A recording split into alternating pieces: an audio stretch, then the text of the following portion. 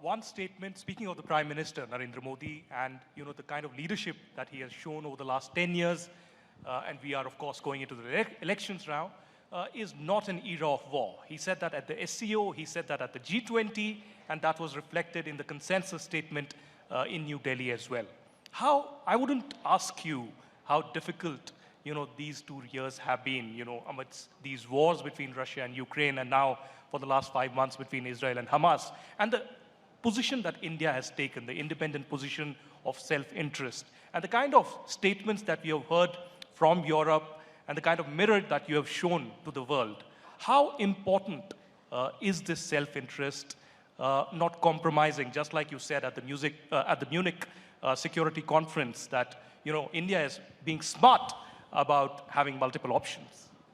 Well, look, of course, a lot of it is about self-interest, and I see nothing wrong with self-interest. All of you have self-interest you pursue every day. But at times, it's also bigger than self-interest. Say what I was speaking about Global South was bigger. We are not a country which is deeply indebted, but we do believe countries who are something should be done for them. In the case of these issues, look,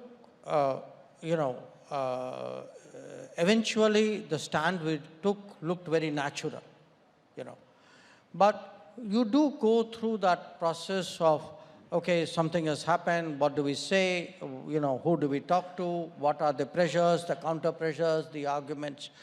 And then somewhere something gels, in all of this. I think in the case of Ukraine, a lot of it,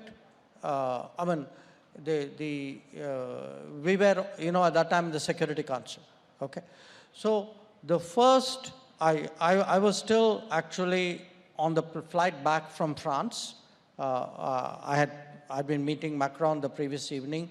When on the plane, I saw the news that the Russians had moved in. And that Security Council meeting was actually literally happening when I was on the plane. So I could only send text messages and at least you could do that from a plane nowadays. That's a help.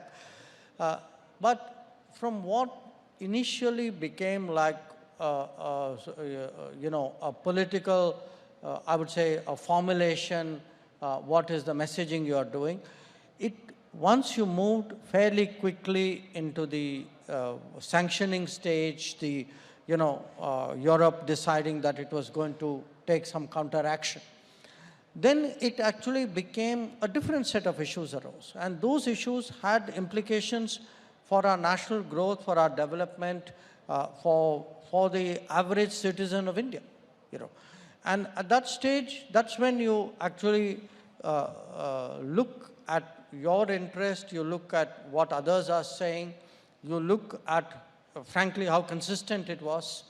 And part of our problem was that, the expectations of us here were countries who are now redirecting. They were reducing the Russia supplies. They were coming into the Middle East. They were essentially coming into markets which would have then got impacted because that's where we were buying from, who were graduating out of it, who were managing it for themselves, but were not giving you that same space. Their expectations of you was more than the demands of themselves. And that we felt was deeply unfair and challenged in a way.